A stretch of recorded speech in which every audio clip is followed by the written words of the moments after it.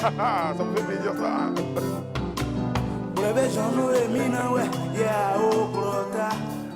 Ça vous fait plaisir, j'espère. Hein. Élisée Bolougbe, bonsoir, comment allez-vous? Je vais très bien, bonsoir Brice.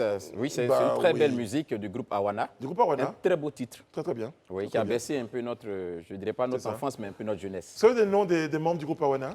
Il y avait Manu Odampé à son âme, qui est le saxophoniste, qui est décédé. Et celui qui chante, c'était le batteur, c'est son nom qui m'échappe. Namouri Sissé. Namouri Sissé, pas. Ça vous rappelle quelque chose? Très bien. Ok, donc je le dis comme ça. Bonsoir Daouda. Bonsoir Brice. Vous allez bien? Je vais très bien et toi? Très bien, oui, bien sûr. Ok, super bien. Daouda, pour l'instant, c'était pas vous qu'on avait montré. On avait montré Kevin Aubin. Bonsoir Kevin, comment allez-vous finalement? Vous allez bien? Bien le week-end? Ouais, enfin, c'était un week-end assez festif, on va dire. Mouvementé. C'est le cas de le dire. Ouais. On a des petits secrets qu'on garde Ouais, jalousement pour nous. Madame Bleu, bonsoir, comment allez-vous? Bonsoir Brice, je vais très bien. En vert. Oui, comme toi. Oui, et justement, vous avez passé un peu de verre à votre voisin de Effectivement, gauche. en fait, on a tous les deux transféré du verre à Alain. C'est ça, exactement. Merci. Ah oui, c'est vrai. Oui, vous avez juste donné un peu de verre aussi. Ouais. Alain Toussaint, vous êtes... Je ne sais pas en dimanche, vous êtes en lundier. En lundi. Mais, mon Dieu, vous êtes un général, combien d'étoiles? 4 étoiles. Ouais. Mais il ne fait pas bon ces derniers temps d'être général. Ah, pardon, juste colonel alors. Vous allez bien Alain Toussaint? Très bien, merci. À vous. Bon, c'est lundi, on commence comme on peut, mais j'ai surtout pour vous et surtout bonsoir à nos téléspectateurs qui tous les soirs nous font l'honneur et l'amitié de nous regarder et d'assister à ce rendez-vous-là. Merci à vous qui réagissez sur nos pages des réseaux sociaux. Vous êtes très nombreux tous les soirs et ça nous fait énormément plaisir. Justement, j'ai tout à l'heure, avec Élisée, abordé une petite révision musicale. Et bien, pour ma grande révision, j'ai pour vous un groupe musical qui va certainement faire plaisir. Écoutez cette chanson, elle est d'un groupe ivoirien. Ça donne ça. C'est Woya. Non, c'est Woya.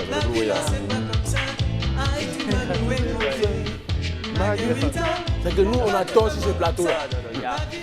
Non, vous, Woya, ça vous dit rien? Enfin, si je connais le nom, je pense que c'est le groupe donc, qui est issu David Théoro, c'est ça? C'est quoi le nom? C'est ce qu'on te demande. Woya, on a dit.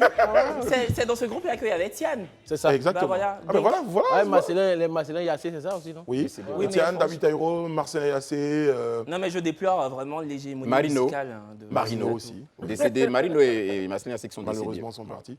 Et puis, ben, c'est ça. Il y avait d'autres grands noms de la musique. En tout cas, c'était... Alors, j'avais cette chanson de Woya, mais bon, ça, peut-être, ça ne vous dit pas grand-chose. Mais la prochaine chanson de Woya, je suis sûr que ça vous rappelle quelque chose, ça.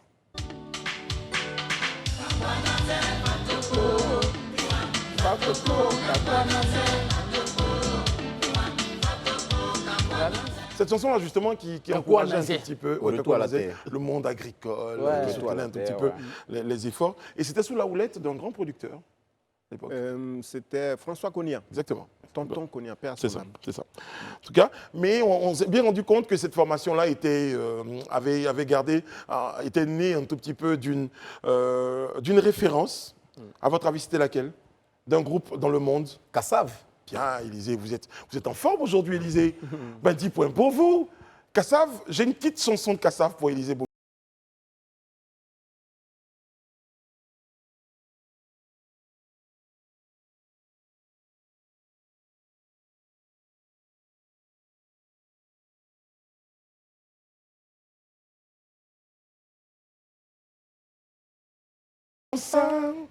Le groupe Kassav, j'avais 2 croches dans le groupe Kassav. C'était qui? Malheureusement, Jacob Desvarieux qui n'est plus. C'est ça. Vraiment, son geste scénique, sa présence sur scène, sa voix surtout, c'était pour moi quelque chose de très fort. Et puis à côté, la grande et magnifique Jocelyne Berroy. Mais il y avait d'autres noms?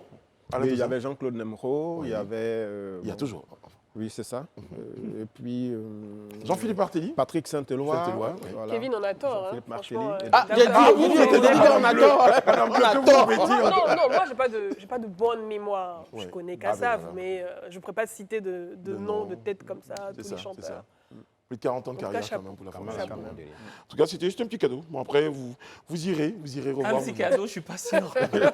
Mais c'est très bien, c'est très bien. Vous me remercierez, Kevin Aubin. Un jour, vous me remercierez. Vous serez quelque part, on vous passera quelque chose et vous direz mon passage au talk m'a permis de savoir qu'il y avait un groupe. Il apprend beaucoup d'ailleurs, c'est ce qu'il ne sait pas. Non, mais je connais Kassav. Hein. Mais c'est pas qui était dans Casamance. Jacob. Dévalué. Bon, les amis, plus sérieusement, j'ai une autre découverte dans ma grande révision. Et, je change de plateau. Me rejoint sur notre plateau Jessica Koné, hein, justement. Mais là, Jessica, le temps que je passe et je réadapte mon cher général pour on se l'occasion. tourne. Bonsoir, Jessica. On vous applaudit sur le plateau, Jessica. Bonsoir. Vous allez bien, Jessica? Vous allez super bien, oui, super très, bien. très bien. Alors, Jessica, avec vous, on va aborder. Mettez-vous là, comme ça, pour qu'on D'accord. puisse voir notre charmant écran. Jessica, avec vous, je vous ai rencontré il y a quelques jours. Vous êtes ici à la rédaction, à Oui, Live TV. c'est bien cela, je Depuis suis à la quelques- rédaction, oui, depuis un mois Depuis maintenant. un mois, vous êtes issu de l'ISTC. Oui, de l'ISTC Polytechnique, je suis en 3e année de licence en cours du soir. Très, très bien. Oui. Très bien. Et justement, je me suis dit, je vous ai rencontré comme ça dans les couloirs, et ma petite révision, c'est ma découverte du soir. Oui. Si je vous disais, par exemple, parlez-moi d'une actualité qui a retenu votre attention, très chère. Alors, moi, je suis d'humeur tellement festive que j'ai voulu parler de l'Abissa. L'Abissa. Voilà, oui, j'aime tout ce qui est festif. Très bien, on va préparer du méoué, là, quand même. Voilà, vite fait, bien fait. Alors, l'Abissa est une fête de réjouissance, voilà, qui se fait chaque fin d'année, c'est-à-dire entre début novembre et fin octobre. Donc, ça se fait chez les Nzima, voilà, naturellement, Ouais. à Grand-Bassam. Donc, il y a 2 phases, la phase silencieuse et la phase festive. Donc, on aura des symboles qui seront affichés en fonction des différentes familles, bien sûr, faire la promotion de la culture ivoirienne qui est surtout tellement richissime. Bah oui, bien voilà, sûr. on s'y On voit connaît. les images, là, oui, et on adore surtout prendre ce rendez-vous-là chaque année pour aller s'ambiancer, surtout apprendre et surtout se retrouver avec toutes les grandes familles. Donc je vous donne rendez-vous, mesdames, messieurs, pour les personnes qui avaient raté cette occasion. L'an prochain, préparez-vous parce que ça sera du lourd comme chaque année. C'est l'Abissa, tout simplement. Merci, Jessica. Allez, bye bye. Merci beaucoup. J'entendais du méoué dans le fond, s'il vous plaît. Il avait bien commencé pourtant.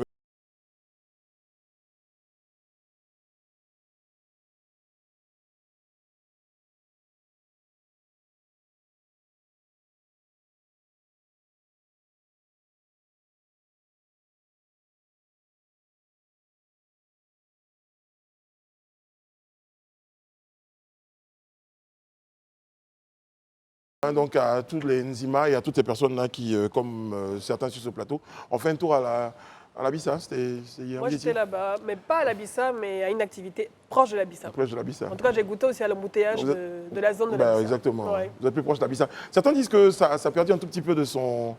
Non, ça va? C'est Non, toujours je le pense même pas. engouement? J'ai eu de bons retours malgré la pluie parce que on est parti samedi soir, il a plu un peu, mais j'ai eu de bons retours. Moi, j'étais au Musée national du costume pour une. Vous êtes resté au Musée national du costume de samedi à dimanche. Très bien. Oui, bien sûr, on est rentré très, très bien. tard dans Très la- bien, très tard Madame dans la Bleu. matinée, ouais, Très exactement. bien, Madame Voilà. Bleu. Continuez. C'est bien, il faut sortir souvent. C'est bien, c'est important. Du même fauteuil qu'à la maison, on sort de temps en temps. C'est exactement ça, Roselyne Naillot. Bon, les amis, j'ai l'image du jour et c'est KS Bloom, grand vainqueur du Primude 2022. Ben voilà, il a la clé. Kevin Aubin, La clé de quoi? la clé de la maison d'une encore valeur de 200 millions de francs CFA. Donc, c'était le trophée du... Bon, déjà, hein, on va revenir, hein, on va céder l'information en 2 points. Arrêtez. Premier point de l'information, KS Bloom, aujourd'hui, mérite-t-il le Primude de Daouda? Non, il le mérite. Si je pense que les gens ont voté pour lui, c'est parce qu'il le mérite.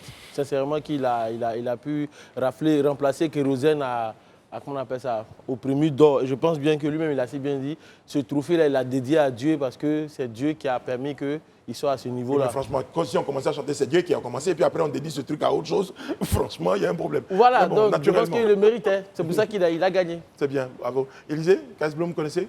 Oui, je connais KS Bloom. Qui ne connaîtrait pas KS Bloom? Depuis quand même, disons, 2 ans, il est sur la scène, hein, il est au devant de la scène. On le voit dans plusieurs clips, on le voit vraiment au top des hits depuis un bon bout de temps. C'est un talentueux chanteur, c'est un artiste quand même qui fait la fierté de la Côte d'Ivoire. Parce que quand moi j'ai eu l'occasion de voir certaines de ses vidéos à l'extérieur, mais bon, quand tu vois toute l'aura qui l'accompagne, quand tu vois tout ce public-là qui se déplace pour aller voir ses concerts, il a quand même un bon rayonnement sur l'échiquier musical, je dirais africain et peut-être mondial plus tard. Mais déjà sur l'échiquier africain, je pense qu'il a quand même imprimé ses marques. Hein. Et donc le voir remporter le Primude, ce n'est pas vraiment une grande surprise pour moi. Bon, de toute façon, le Primude, comme on le dit, c'est des votes. Hein. Donc j'estime pour cette fois-ci quand même que le vote a été en cohérence un peu avec la qualité de l'artiste, parce qu'il peut arriver des moments où le vote, malheureusement, sont en déphasage avec la qualité de l'artiste aussi, mais sur ce coup, quand même, je crois que c'est un bon pari d'avoir choisi, ou du moins d'avoir voté KS Bloom comme le premier d'or. Bon, moi, je suis une conspiratrice, donc c'est clair que je m'attendais à voir mon jeune frère Didi B gagner avec toute son actualité qui a été assez riche pendant cette année. Il a produit un album, il a fait des concerts, il a énormément bougé avec sa fanbase. Donc c'est vrai que je m'attendais plus, en tant que fan, à ce qu'il remporte. Peut-être qu'il soit ex aequo, pourquoi pas. Ça aurait été une première de voir KS Bloom, parce que je l'adore aussi, KS Bloom. Donc là, le prix de la maison, Ça aurait fait 100 millions. 200 millions, Ils allaient Nathalie, habiter Edith, il y les a trois dans la autres qui sont maison. derrière n'ont pas encore eu leur Ils allaient maison. habiter ensemble, ils sont frères. On va venir à En tout ça. cas, je m'attendais à ce qu'il gagne aussi, mais comme tu l'as dit, ce sont les votes qui comptent. Certainement que Et ça. donc, ouais, c'est ça, forcément, c'est ce qui a pesé. Voilà. Peut-être qu'il y en a Et, qui sont il le à mérite, popularité félicitations à égale lui. ou, mais ça, si les gars ne sont pas inscrits sur les listes, ils ne sont pas allés voter. Oui, mais en fait, Exactement. on parle des votes, mais le favori absolu de cette catégorie, justement, des prix d'or, c'était indéniablement Didi B. Voilà, on pensait tous qu'il raflerait le prix. Moi, le premier, mais bon, KS Bloom est aussi bien ancré dans, Oui, il a une fanbase. ouais, dans la sphère Ouais. musicale et il connaît un succès fulgurant. Il est même coach à The Voice Kids, qui est une émission assez prestigieuse. Donc, bon. Voilà quoi. Après, moi, j'aime bien l'image de Didi B et KS Bloom parce qu'ils ont vraiment une relation fraternelle et musicale et amicale. Donc voilà, Musicale. félicitations. Oui. Relation puis, musicale, oui. quoi. Et ils Non, se et sont puis titillés. tous les deux, ils font du rap. Non, ils sont très très amis. Et puis Voilà, c'est après. bien de voir ça parce qu'ils se sont titillés pendant la campagne Ouais. des votes. On a pensé que c'était une rivalité, mais je pense que c'était fait de commun accord. C'était sympa bon à enfant, voir. ouais. Chacun des fans, en tout cas, ils ont essayé de tirer Le meilleur de cette campagne, de titiller un peu. Et finalement, ça a donné ce Mais Didi résultat. B Bravo n'est pas à- parti bredouille. à Il a KS Bloom. remporté justement le Oui. prix de meilleur clip vidéo et puis je pense qu'il a remporté un autre prix. Ouais, Donc, bon. bon. À la limite, vous êtes Miss Amitié, Miss Côte d'Ivoire.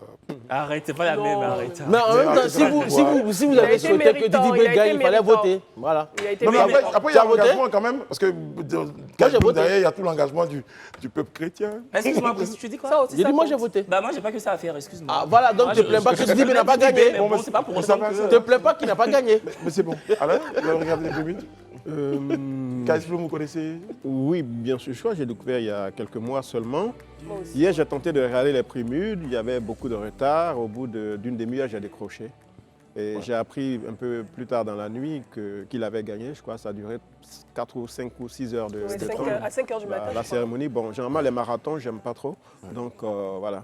Mais félicitations à lui. Très bien. Il a du talent. Bon, alors, KS Bloom, qui a du talent, félicitations. KS Bloom remporte une maison d'une valeur de 200 millions. Alors, question Daouda, ou vous en mourrez d'envie? Allez-y. Non, ma question c'est de savoir, puisque les trois autres ont dit que c'est dans 6 mois qu'ils vont avoir leur maison. On attend toujours les 6 mois. Lui, il a une maison de 200 millions. On espère que ça ne serait pas une autre petite maison verte, quelque part dans un terrain isolé. C'est un peu ça mon inquiétude en fait. Élisée? Mais déjà, bon, Daouda a raison de s'inquiéter, mais je pourrais tout de suite lui dire qu'il y a quelque chose quand même qui peut permettre d'accorder un peu de crédit à ce qui a été fait, juste que le promoteur n'est pas le même. En fait, le promoteur qui est resté partenaire des Prémudes et qui devait récompenser les 3 artistes qui n'ont pas jusque-là reçu leur maison n'est pas le même promoteur immobilier que celui-là. C'est vrai que moi, à la vue du montant, honnêtement, de la maison, j'ai trouvé que c'était faramineux. Quand même, 200 millions, une maison, 200 millions. Parce Ben, que, je ne doute pas de cette entreprise-là, mais c'est que cette entreprise doit En plus, avoir c'est des une reins nouvelle solides. Quoi. entreprise aussi qui Voilà, vient de moi s'installer, franchement, j'assume, je suis totalement sceptique. Voilà, je ne veux pas dire que j'y crois pas, mais je suis sceptique parce que justement, quand Safarel Obiang a remporté le prix Midor, la maison qu'il souhaitait valait 73 millions et la société immobilière a crié à la démesure financière au point de demander à Safarel de participer. Entre 73 millions et 200 millions, l'écart est totalement abyssal. Donc je ne comprends pas pourquoi pour Non, mais 60 Moulin annonce non. que justement c'est Moi, un nouveau promoteur qui a envie, qui a les moyens, Bah, ils en ont d'autant discuté. plus. Donc je pense qu'il a aussi appris de ses erreurs.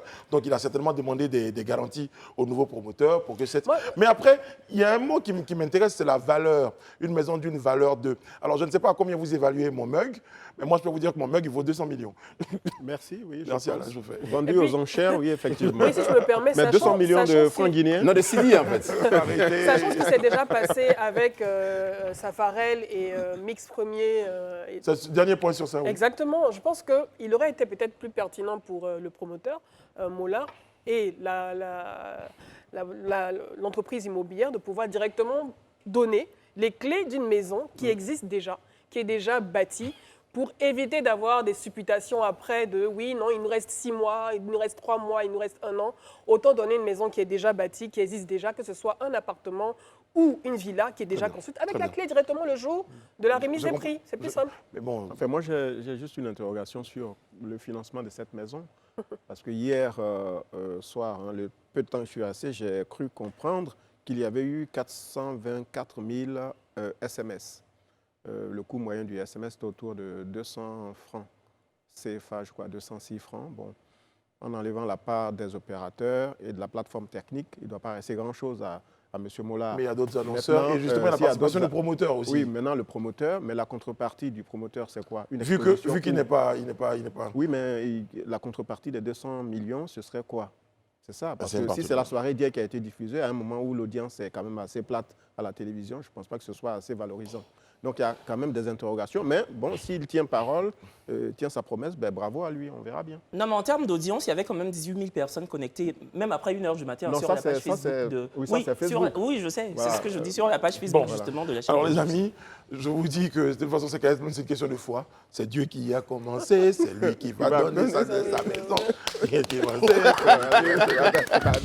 c'est tout. Donc, Dieu va Il a donner la sa foi. maison. Il a la foi, c'est Il tout. aura sa maison. C'est tout. Avec la foi, on déplace les montagnes et beaucoup de choses se passent. Bon, alors, à côté de ça, à côté des trophées, à côté des récompenses, à côté des palmarès, il y avait des styles quand même. Et je pense que... regardez. Ben, c'était le musée des horreurs, on dirait. Non, mais ça, c'était magnifique quand même, parce qu'il a utilisé une tenue ancienne, non pas lui. Ouf. Ah, il a l'air Non, de ressembler pas- à Sly, lui. Tout sauf Gadoukou pas tout. Tout sauf Gadoukou pas la tout. star, oui. Je parlais de plutôt Gadoukou Ça, la c'est pas star. un film sur les Et sorcières. non, ça. non, il a fait référence Halloween à continuait.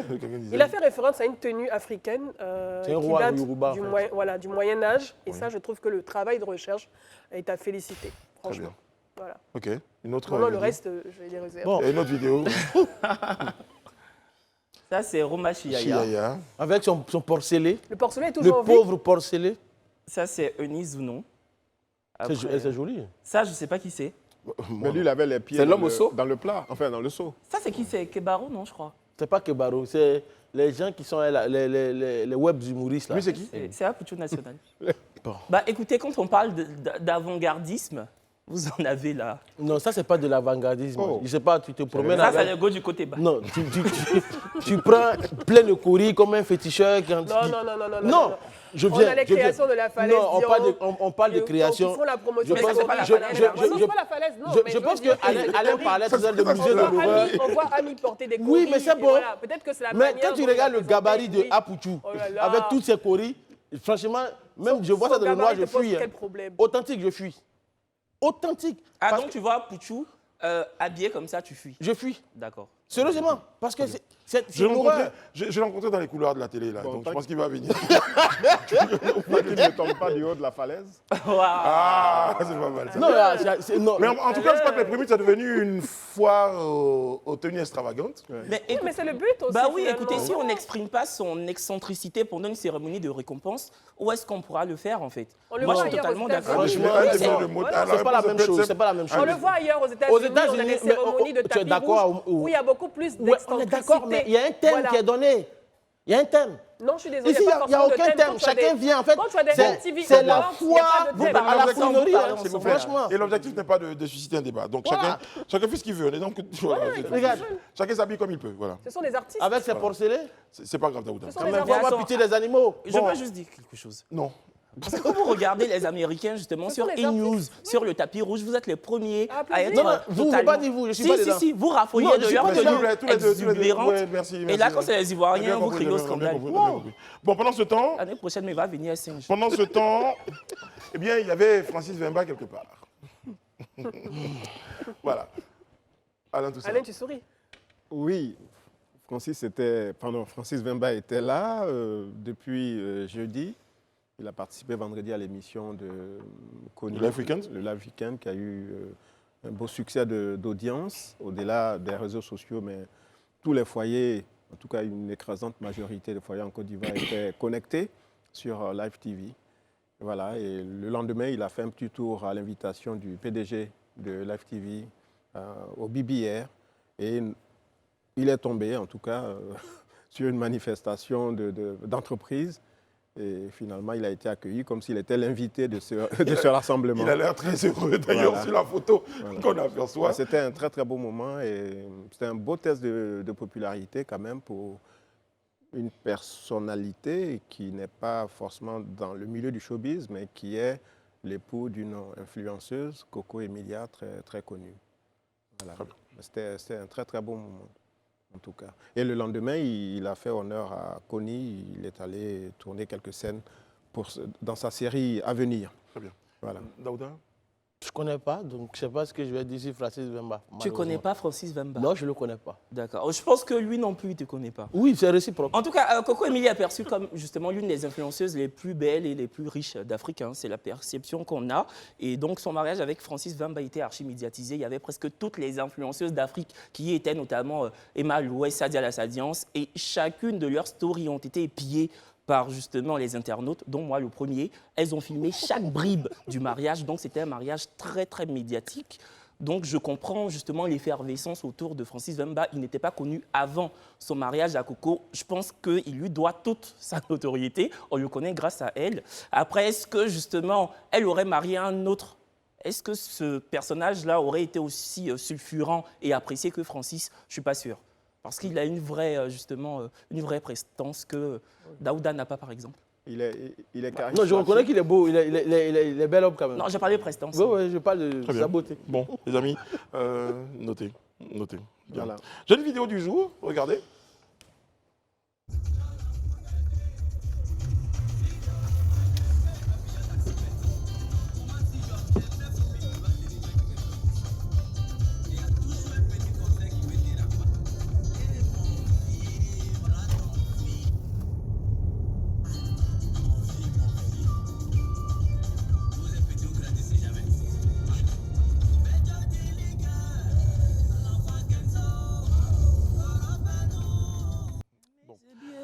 Après, on va parler du choix musical de la personne qui filme.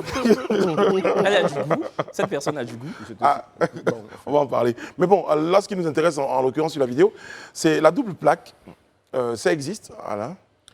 Écoutez, je ne sais pas si ça existe, mais ce qui attire quand même l'observateur, c'est le fait qu'on ait une plaque jaune, qui est une plaque de l'administration.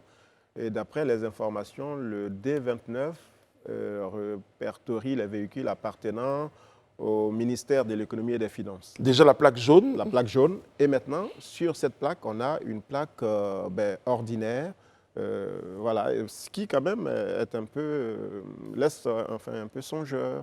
Donc d'abord, on est, je crois, d'après les images samedi nuit, que fait ce véhicule de l'administration. Ensuite, la plaque.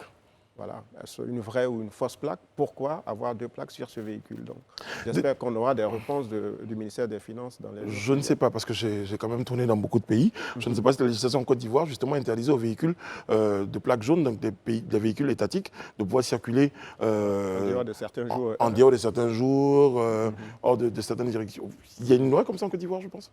Bon, pour ce qui concerne ce cas, il faut dire qu'au niveau du ministère du Transport, il y a certaines administrations qui ont le droit d'avoir la double plaque. Mais ce n'est pas dans quelles conditions on fait pour l'avoir. Voilà. Mais par contre, quand je regarde ça comme ça, je trouve que personnellement, moi, ça m'a toujours posé un problème, l'histoire de voitures de service. Parce qu'en Côte d'Ivoire, les gens font l'amalgame entre voitures de service et voitures de fonction, en fait. Donc, généralement, on prend les voitures de service, on se promène les week-ends et autres. Et généralement, quand il y a des cas d'accident, c'est la catastrophe. Parce que généralement, ils n'ont pas de bonne assurance, ils n'ont pas de bons papiers. C'est assez compliqué parce que ça demande beaucoup de paperasse.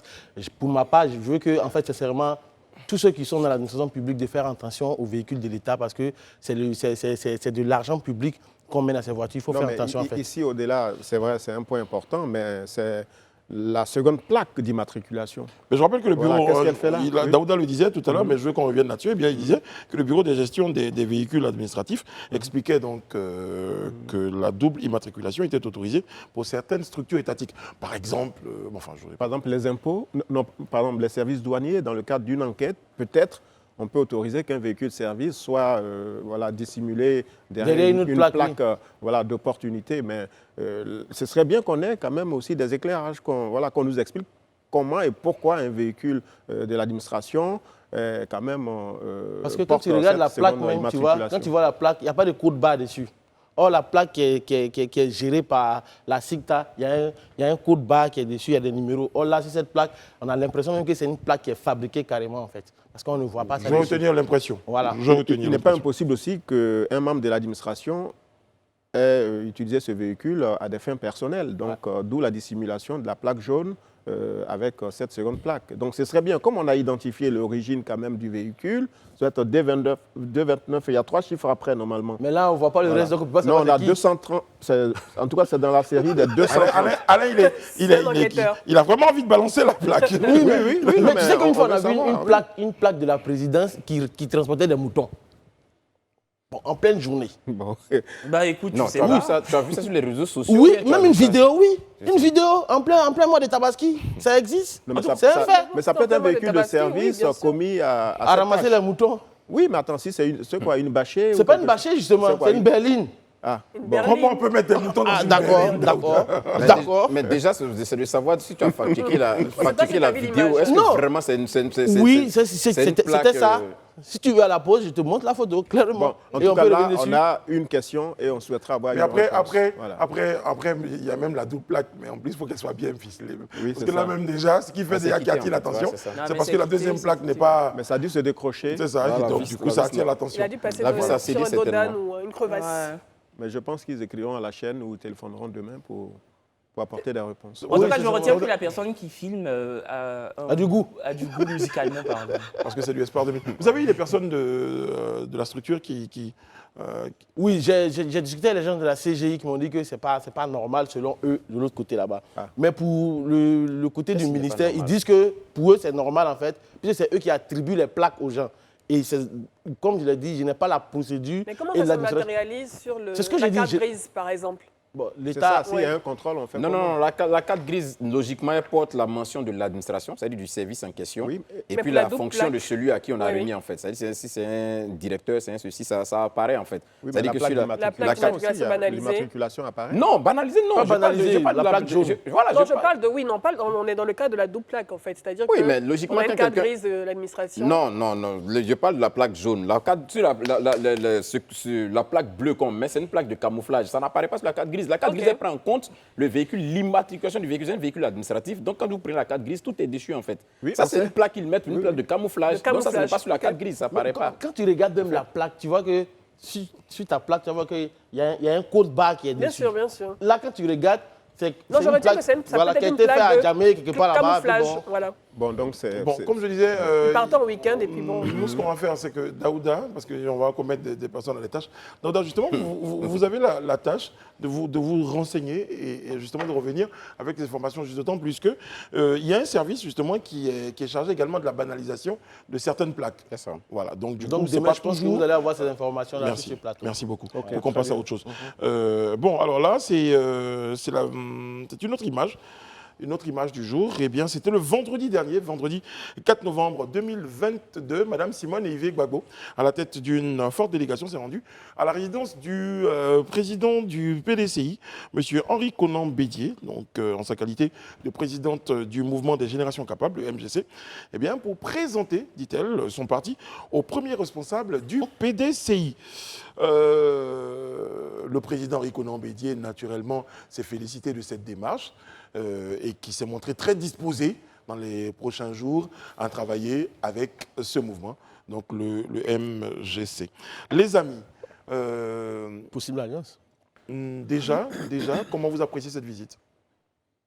Bon, moi, je pense que c'est une visite de courtoisie. Il ne faut pas chaque fois que des hommes politiques se rencontrent ou des femmes politiques voir des alliances. Je dis, elle a créé un mouvement, elle fait la tournée des amis pour leur présenter son bébé.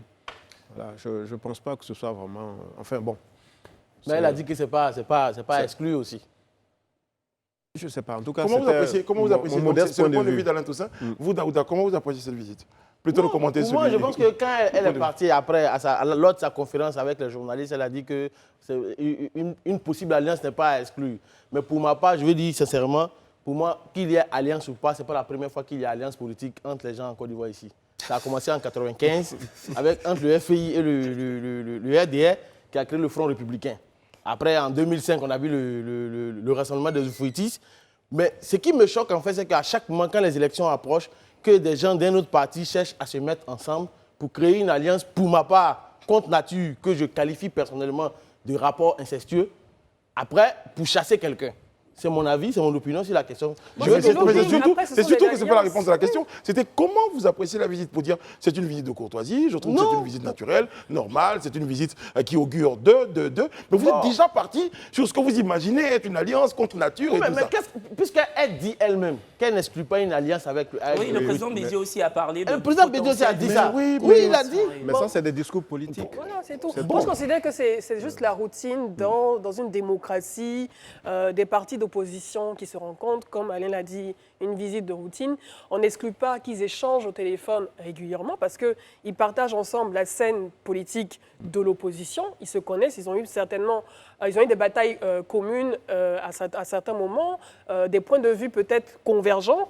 Même s'ils ont des divergences concernant leur idéologie, mais c'est la routine dans une démocratie. Il se passe des choses. En fait, voilà. Excusez-moi, dans ma petite tête, il se passe des choses. Est-ce que vous imaginez, par exemple, que dans les prochains jours, dans les prochaines semaines, on retrouve une Simone Gbagbo en train de rendre visite au RHDP, au président du RHDP ou, par exemple, au président du FPI? Non, moi, j'ai surtout l'impression que, justement, une coopération va se faire. Après, c'est mon analyse de la chose. Et moi, j'ai vraiment l'impression que le mouvement des générations capables, qui est le parti de Simone Gbagbo, en fait, ressent une vraie fébrilité politique. Donc, son parti a envie de s'arc-bouter à un parti politique comme justement le PDCI pour un peu exister. Tu vois ce que je veux dire? Et pourquoi le PDCI?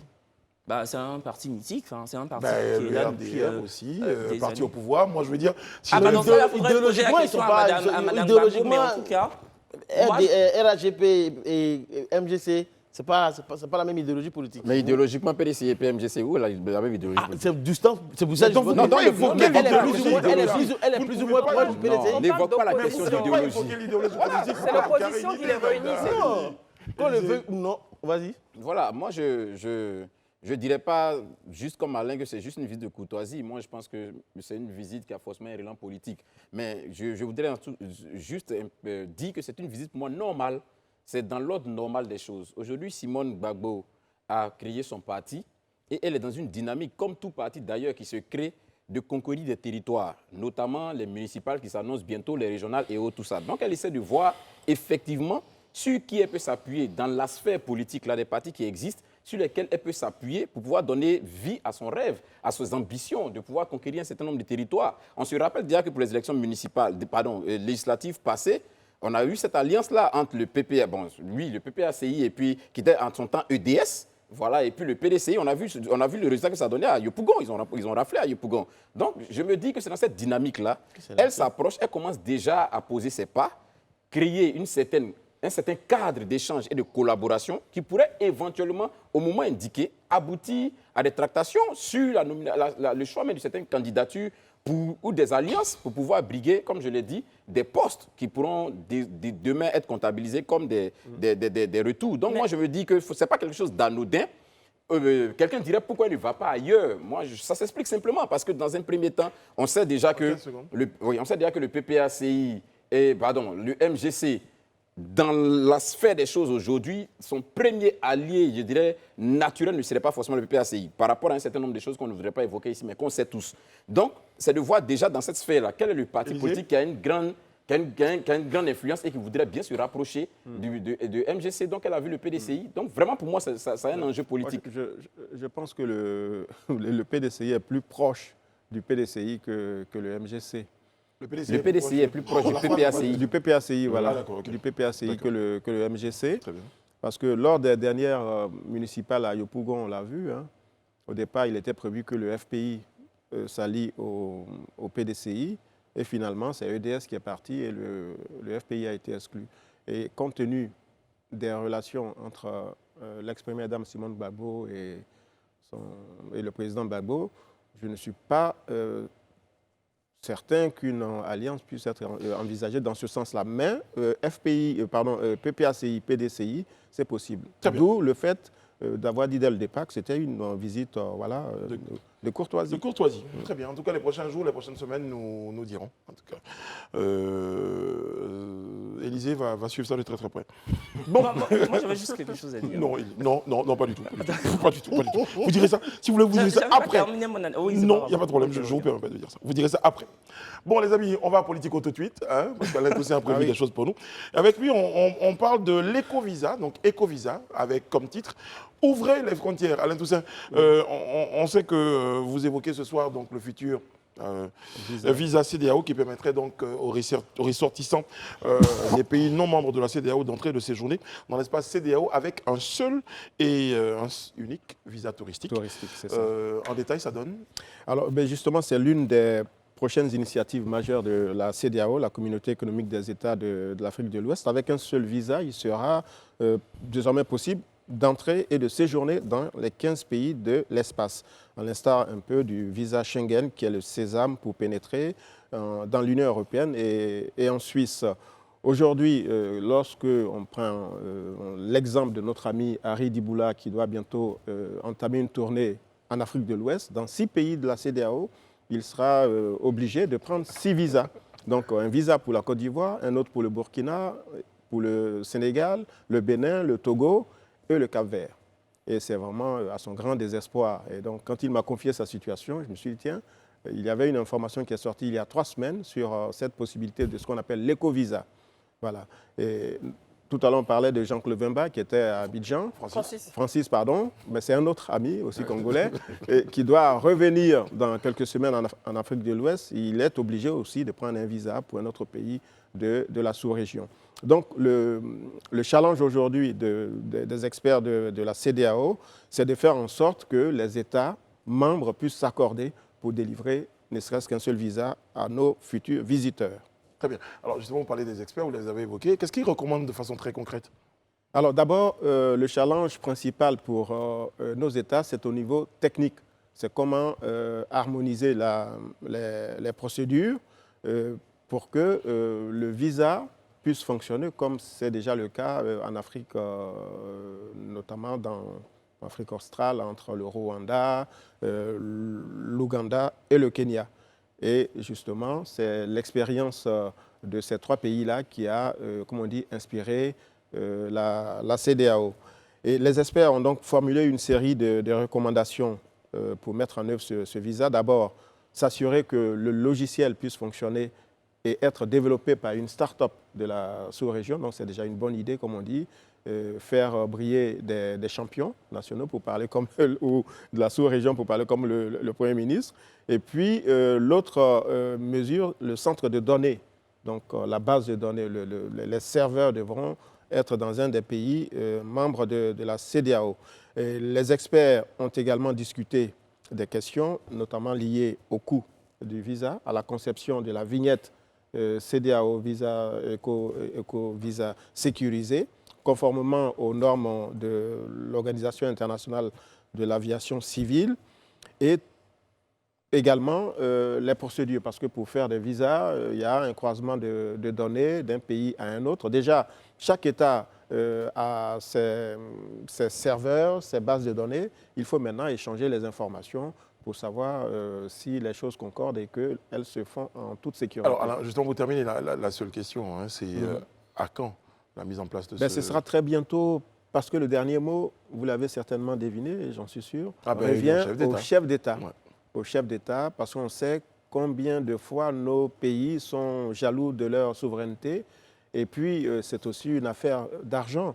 Voilà, c'est-à-dire que si on avait, c'est un exemple, 100 000 personnes qui demandent le visa chaque année en Côte d'Ivoire, certainement qu'avec ce changement, ce nombre peut baisser, voire même augmenter, mais cela se fera toujours au détriment de tel ou tel pays. Donc, il faut que les États membres de la CEDEAO s'accordent pour que ce visa unique, qu'on appelle éco-visa, voit vraiment le jour, au grand bonheur de nos amis artistes, des amis de Brice qui visitent l'Afrique et qui sont obligés de prendre 15 visas s'ils doivent faire les 15 pays de la communauté. Et vous avez parlé d'artistes, moi j'ai un petit cadeau et justement le message est porté par un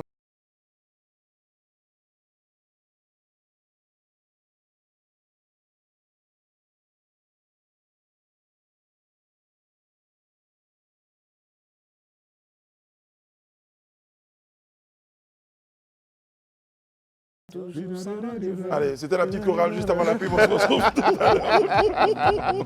Tout de suite. Nous sommes de retour sur le plateau du Grand Talk. Merci d'être en notre compagnie avec, sur ce plateau, Monsieur Kevin Aubin, Madame Edith Boubleu, Monsieur Alain Toussaint, Monsieur Élisée Boloubé, Sa Majesté Daouda. Premier. Voilà. Bon les amis, Monsieur de Perpignan passe nous voir tous les lundis. Avec lui, on évoque quelques points d'actualité. À sa sauce, recevons Monsieur de Perpignan, s'il vous plaît.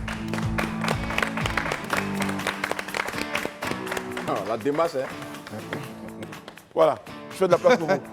C'est l'histoire des primudes. Je marche comme les premiers. Moi, je pense que vraiment, il faut que le ministre de l'Enfance et de la Famille regarde un peu ce qui se passe dans les primudes. Parce que utiliser un porcelain, un enfant comme ça, dans ces lieux, c'est pas bien. Voilà. Déjà, on a un problème avec le cacao. On dit qu'on exploite les enfants. Si vous envoyez encore des enfants comme ça dans primudes, ça peut créer problème. Mais spirituellement, vous pensez que c'est un péché? Non, c'est un péché. Déjà, à cette époque-là, c'est une histoire qui a reçu cette histoire de démons qui passaient par là. Donc, venir encore les envoyer, disant, je crois que, comme Daouda l'a dit, il a peur de voir les coris. Ne va toujours ton marabout en quantité pour pouvoir te consulter. Vous nous parlez de quoi ce soir, Monsieur le Perpignan? Alors, ce soir, je voulais dire, je voulais conseiller, vous savez, quand on a faim, si quelqu'un a faim en CFA, c'est pas ainsi dit qu'il ne va pas avoir faim. En tout cas, c'est le problème qui se passe au Ghana. Actuellement, c'est chaud bouillant. Et la population est en train de scander, c'est comme ça on dit en français. Très bien. Oui, que Ado... À Koufo, c'est quoi ça s'appelle? Il s'appelle Ado. Bon, il ne faut pas confondre les ados. En tout cas, celui qui est là-bas n'a qu'à démissionner. Comment quelqu'un peut demander à un président de démissionner comme si le président était nommé? En tout cas, il y a une organisation qui dit, en Baoulé, on dit en compétent. Donc, ils ont dit ça en anglais, communication. Donc, ça veut dire tuez-nous en même temps. Voilà. Alors, mon bricot, en tout cas, tout se passe bien dans les écoles privées jusqu'à ce que un gars, un certain Yoboué Kwaku, c'est un Baoulé. C'est un Baoulé. Non, il doit être un peu quand même à bron. Bon, bref, restons sur le problème. Qu'est-ce qu'il a fait? Bon, en tout cas, lui, il dit que l'éducation privée est devenue un lieu d'affaires, d'argent, où la qualité de la formation n'est plus, comme on appelle, recherchée. On vend les moyennes. Bon, on ne sait pas si c'est un business pour vendre les écoles privées, parce que quand à chaque fois on fait les points, mais c'est les écoles privées qui sont toujours 100%, 100%, 100%, 100%. C'est quelle école, il n'y a pas un enfant qui double. Ah, bon, bref, on dit on va voir quel est l'affaire là maintenant. Très bien. Alors, mon bricot. Monsieur le Perpignan. Bon, je te dis, et je finis vers là en disant que vraiment, je te pose une question pour te conseiller. Attends, si tu as une famille, enfin, si tu as tes enfants, tu assures la sécurité ou bien tu assures leur faim? La sécurité ou les faim? Leur faim, ça veut dire que tu les mets dans le grenier ou bien tu les sécurises, mais ils ont faim. Ah, du genre... Du genre, qu'est-ce que tu préfères? Que tes enfants soient en sécurité ou bien qu'ils aient de quoi manger, mais qu'ils ne soient pas dans la sécurité? Moi, je crois que la sécurité n'a pas de prix. Elle n'a pas de prix, comme la santé, et c'est ce que le président de la République veut faire. Il a injecté 100 milliards pour, il paraît-il, rééquiper ou bien équiper les soldats. C'est-à-dire qu'on va nous équiper, comme ça les gens qui vont passer à côté auront peur de nous. Même si on a faim, au moins on est armé. Quittez ici. Alors, mon bricot, il n'y a pas d'âge pour l'amour. L'amour, ça peut venir n'importe quel moment. Simone Gbagbo, allez voir Rikona Bendi. Quel mariage!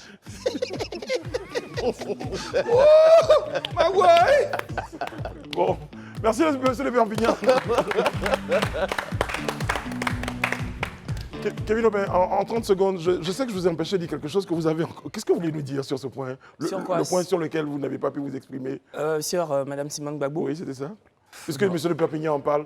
Oui, non, on parlait justement de potentielle alliance avec le PDCI ou pourquoi pas notre parti. Moi, je voulais juste dire qu'importe le parti, je pense que le MGC doit s'implanter tout seul, naturellement, essayer de gagner des places au Parlement en 2023. Et puis, on pourra voir justement si une alliance pourra se faire. Sinon, je pense que ce serait périclité que d'être justement sous le joug d'un parti. C'est tout ce que je voulais dire. Très bien, on a noté. Merci beaucoup. Bon, notre grande actu nous permet de recevoir comme invité M. Touré Adama. Vous êtes président de la coordination des gares routières de Côte d'Ivoire. On l'a su depuis, et Kevin Aubin qui habite à Yopougon l'a ressenti. Kevin Aubin, le trafic a été perturbé. C'est ça, exactement. Et c'est ça. Enfin, les chauffeurs même demandaient aux passagers qui emportaient des taxis de descendre et ils le faisaient sous la menace. ce qui est arrivé à ma petite sœur hier. J'ai dû prendre ma voiture pour aller la chercher au carrefour. Et même quand elle a voulu payer le taxi, les grévistes ont pris l'argent avec elle. Au lieu justement de donner l'argent au taximètre, ils ont mis l'argent dans leur poche. À l'origine, un mouvement d'humeur. Un mouvement d'humeur parce qu'il y a un chauffeur de Woro qui a été abattu par un gendarme en fait. Et donc c'est ce qui a créé tout ce remous-là au niveau de Yopougon, créant un blocage de la part des chauffeurs de Woro de Baka. Voilà, qui estimait que... Monsieur Touré Adama, vous êtes président de la coordination des gares routières de Côte d'Ivoire. Qu'est-ce qui s'est passé Mais merci beaucoup de nous donner la parole. Salut tout le monde sur le plateau et tous ceux qui nous regardent. Effectivement, ce qui s'est passé, ça a déjà été dit. Effectivement, je ne sais pas comment qualifier, parce qu'on ne peut pas dire que c'est une bavure parce qu'il n'était pas en fonction. Hein? Celui qui a tiré sur le chauffeur est quelqu'un qui était en culotte avec un débardeur et il était armé. Il est sorti d'un maquis et il a posé sa forfaiture. Donc, on ne sait pas comment qualifier ça pour le moment. Et donc, quand il est sorti, il a eu une petite prise de bec avec notre conducteur de Woro et une balle est partie. Le chauffeur est sorti quand même du véhicule pour dire « il m'a eu, il m'a tué ». Et il s'est écroulé. Oh là là. Et le monsieur il a fui, il s'est caché dans le maquis encore, où il a fallu laisser CDO pour venir le sortir de là en mettant des gaz lacrymogènes sur lui parce qu'il ne voulait pas sortir. Voilà au bas mot ce qui s'est passé officiellement. Et je vous assure que c'est de façon spontanée. Ce n'était pas une grève. Mais quand vous apprenez que votre collègue est tué de la sorte, alors c'est des mouvements... Un mouvement de solidarité. Voilà, de solidarité. Et on ne sait pas qu'est-ce qui se passe, parce qu'il faut d'abord savoir pourquoi il est mort avant de continuer à rouler. Parce que c'est quoi? Une question de vie, ce n'est pas du jeu. C'est pas la première fois qu'il y a ce type de bavure. Bon, les autres cas, c'est des bavures. Hein. Mais ça, ce n'est pas une bavure. Parce qu'une bavure, hein, d'après ceux qui comprennent le français, c'est quand quelqu'un est en fonction, il pose un acte, et surtout les forces de l'ordre. Là, on dit bavure. Mais quand c'est quelqu'un qu'on ne sait pas encore s'il est corps habillé ou pas, c'est après on nous apprend que c'est un élément de la gendarmerie nationale. Donc, ça ne peut pas être une bavure. Nous, on a eu beaucoup de cas de bavure, plus de 46 morts dans nos rangs, parce qu'ils refusent de se soumettre aux raquettes. Là, ce n'est pas le débat aujourd'hui. En fait, je fais référence surtout aux frictions avec les corps armés, en fait. Surtout. Ben, de 1994 à 2011. En fait, je faisais surtout référence... Il faut reconnaître que depuis l'arrivée du président Alassane, on a rarement des bavures policières. Je faisais surtout référence aux frictions qu'il y a entre les forces de police, les gendarmes et les chauffeurs. Oui, ça s'est beaucoup atténué. Exactement. Parce qu'elle était envenimée par les politiques. Et depuis qu'il y a la calmie, quand même, je pense que personne ne voit son frère ivoirien en chien de faïence. Alors, vraiment, Yako, à vous et à la famille de la victime, j'ai lu dans la presse que vous avez été reçu par les autorités. Oui, notre ministre de tutelle. Alors, qu'ont-elles dit? Quelles assurances ont-elles apportées? Parce que même s'il ne s'agit pas de bavure, il s'agit quand même aussi d'un meurtre et de l'utilisation illégale de son arme par un gendarme, fût-il en tenue ordinaire. Donc, qu'est-ce que nos autorités vous ont dit? Nous remercions parce que ce que nous attendons, ce que nous aurions souhaité entendre, c'est ce que nous avons entendu. Déjà, il y a eu, dès que les faits se sont produits, il faut noter que le ministre du Transport, avec le général Apalo, ont dépêché donc une délégation, se sont rendus donc auprès de la famille et sur les lieux même du meurtre. Il y a déjà une première réaction. Il faut reconnaître que le ministre a automatiquement réagi, bien qu'hier, c'était dimanche. Le ministre, à son cabinet, a reçu notre délégation et a rassuré quand même les acteurs de ce que nous voulons, parce que nous voulons que justice soit rendue, que ce ne soit pas fait, comme c'est souvent le cas de certaines enquêtes. On vous dit qu'il y aura des enquêtes et après, pas de suite. Donc nous avons exigé que dans cette affaire-là, nous puissions vraiment avoir des gens qui vont suivre l'enquête ensemble avec nous, nos avocats que nous aurons choisis librement. Et le ministre nous a rassurés et il a accompagné la famille déjà. Le général Apalo même était tellement affligé qu'il a même eu les larmes aux yeux. Parce que voir un jeune homme, Fofana Karamoko, qui a quel âge, 30 et quelques, et il a 2 enfants, ils sont encore mineurs, et voir qu'il a été abattu de cette façon-là. Et surtout que cet acte-là jette une forme de discrédit sur l'ensemble d'un corps, même si en ce moment vous essayez bien de préciser les choses pour dire que c'est un individu qui n'était pas forcément en tenue. Mais dans tous les cas, c'est un agent assermenté de l'État de Côte d'Ivoire. Ma foi, après les investigations, qui n'a pas le droit d'agir de la sorte, parce qu'il était en état d'ébriété depuis ce qu'on nous a rapporté, et ce qui encore envenime la situation, parce qu'on ne peut pas se promener avec une arme à feu, étant dans un état second. Ça ne doit pas être autorisé dans la logique des choses. Parce qu'on sait très bien que, voilà la preuve. Hein, cet individu s'est comporté comme il voulait. Et quelqu'un a perdu la vie là. Mais qu'est-ce que l'État fait? Il faut dorénavant que les forces de l'ordre qui n'ont pas le droit de se promener, qui peuvent quand même, quand ils ne sont pas desservis, déposer leurs armes en consigne, pourquoi pas? Il va falloir peut-être que ce débat-là ait lieu. Est-ce que ces assurances vous ont été données? L'assurance, le débat n'est pas encore fermé. On est en plein pour parler avec notre tutelle. Et ce qui nous incombe dans un premier temps, c'est qu'il est déjà en lieu sûr, il est arrêté. Et ça, c'était très important. La procédure va être enclenchée. Ça sera fait de façon officielle par le tribunal militaire. Ça nous a réconforté. Est-ce que vous ne craignez pas que le fait qu'il soit en état d'ébriété puisse constituer une circonstance atténuante pas du tout. Noyer cette Pas affaire? du tout. Circonstance aggravante même. C'est ce que j'ai dit, ça envenime la situation. Non, le fait qu'on puisse dire qu'il n'était pas dans ce... Ah non, c'est pas agréable. de ses moyens, Il n'a pas le droit d'être dans cet état. Non. D'accord. Élysée? D'accord. Moi, je voulais juste demander au président, c'est vrai que quand ça s'est passé déjà à la suite d'Alain, présenter toutes nos condoléances vraiment à la corporation, à la famille du défunt. Mais on a aussi noté que suite à cette situation, il y a certains jeunes qui ont commencé à s'adonner à des actes de vandalisme. Est-ce qu'aujourd'hui, vous pouvez rassurer que les dispositions ont été prises pour que la circulation dont on dit est revenue à la normale à Yopougon reste vraiment à la normale et qu'on ne soit pas face à des actes de vandalisme? Parce que si d'un côté on demande au gouvernement, aux autorités de prendre toutes les dispositions pour que cet individu puisse subir toute la rigueur de la loi, en tout cas toute la lumière soit faite, de votre côté, certains dérapages, certains débordements, ont été constatés. Certaines exactions même ont été constatées. Qu'est-ce que vous avez fait pour prendre des dispositions pour éviter que cette situation-là ne profite à des kidams? C'est ce qui explique cela, parce qu'aujourd'hui il y a la calmie. Je suis content qu'il y ait un riverain de Yopougon parmi nous certainement, ou qui a des parents là-bas. Non, je suis. Vous êtes à Yopougon, non? Bien même. Voilà. Mes enfants me l'ont dit avant de venir que vous êtes à Yopougon. Et que vous le dites très souvent. Oui, Donc, c'est pour vous rassurer qu'en ce qui est de la calmie dans nos rangs, ça c'est une réalité. Parce que nous avons la possibilité, bien que les gens nous voient de très loin comme un désordre, mais c'est un désordre très bien organisé. Nous savons très bien quand il y a un mouvement dans un secteur, comment faire pour que ça rentre dans l'ordre. C'est pour cela que c'est gentil de dire ça, M. Touré. C'est des ordres bien organisés, mais bon, quand ça s'est produit, des personnes, justement comme la sœur de Kevin Aubin, mais nous, on ne pouvait pas. Les effets de ces désordres. On ne pouvait pas. Il ne faut pas nous présenter ça comme étant joli. Non, pas dans le feu de l'action. Dans le feu de l'action, nous-mêmes, on veut comprendre. Voilà. On était dans la même situation que la sœur de M. Kevin, nous-mêmes. Parce que quand on vous dit que vous avez un de vos mandants qui a été tué de la sorte, vous ne venez pas là pour dire aux gens, restez tranquille, regardez. Vous essayez de comprendre. Et pendant ce temps, celui qui est, c'est pas forcément quelqu'un du secteur du transport qui est en train de poser ces gens d'actes. Les voleurs aussi sont des services, ils ne prennent pas de congé.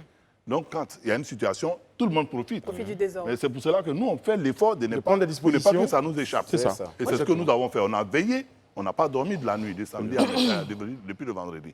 Donc c'est pour vous dire qu'en la matière, nous savons très bien ce qui se passe à ce genre de circonstances.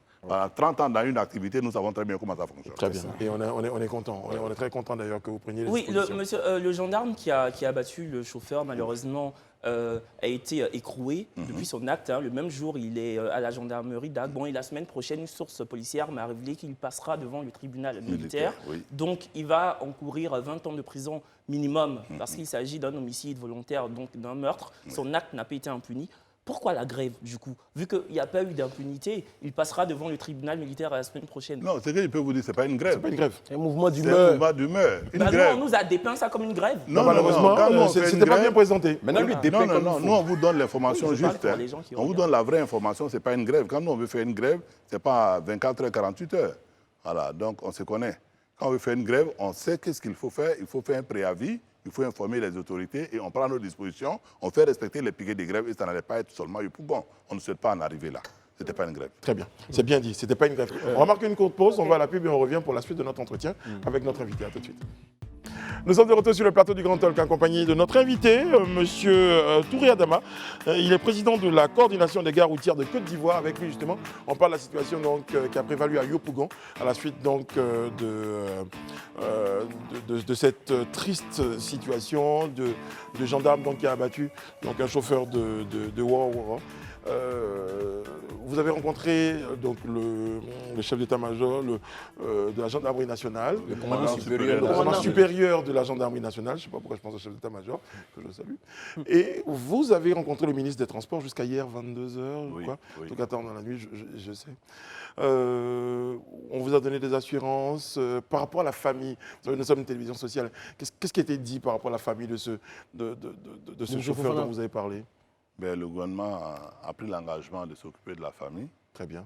Et ça, c'est une très bonne nouvelle, parce que ça nous a beaucoup calmés. Quand vous voyez des mineurs de 5 ans, vraiment, ça fait beaucoup pitié. C'est ça. Et le gouvernement, le général Apalo a été le premier à dire non, que ça, c'est vraiment, la dame n'a qu'à compter sur lui, il l'a dit, avec les larmes aux yeux. Et après, le ministre nous a rassurés que spécialement, ils vont veiller à cela et que cette famille-là sera prise en charge. Très bien.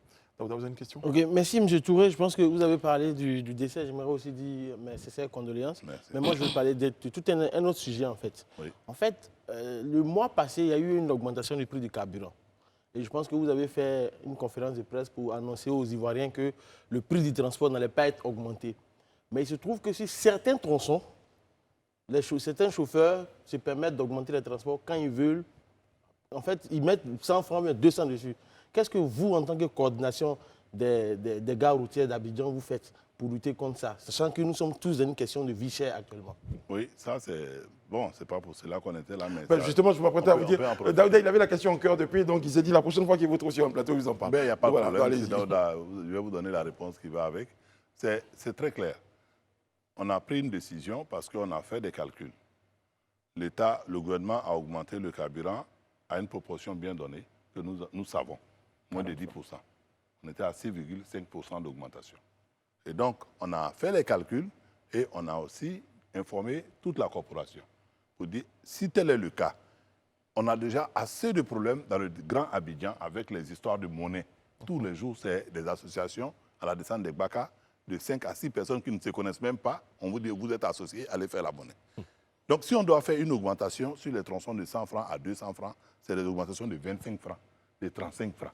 Ça va envoyer des problèmes. Nous avons alors joué sur nous-mêmes parce qu'on est une corporation, comme je le dis, on a des agents qui sont chargés de faire des alignements des véhicules. Le dernier arrivé va à la queue et ainsi de suite. Et ceux-là ont des taxes qui prélèvent qu'on appelle les droits de chargement. Ces droits de chargement, on a appuyé dessus pour que ces droits soient réduits pour ne pas que le coût du transport monte. Donc, nous ne sommes pas levés comme ça, venez nous arrêter pour dire non, on n'augmentera pas. Et les chauffeurs ont apprécié cela, par endroits. Mais il y a des endroits où on a eu maille à partir, surtout à Cocody. Parce que ça, sans jeter l'opprobre sur la mairie de Cocody, la mairie ne nous a pas suivis parce qu'elle a signé des arrêtés pour donner à des syndicats qui ne collaborent pas avec nous. Donc, ça nous a mis mal à l'aise. Moi, je dis les choses telles qu'elles sont.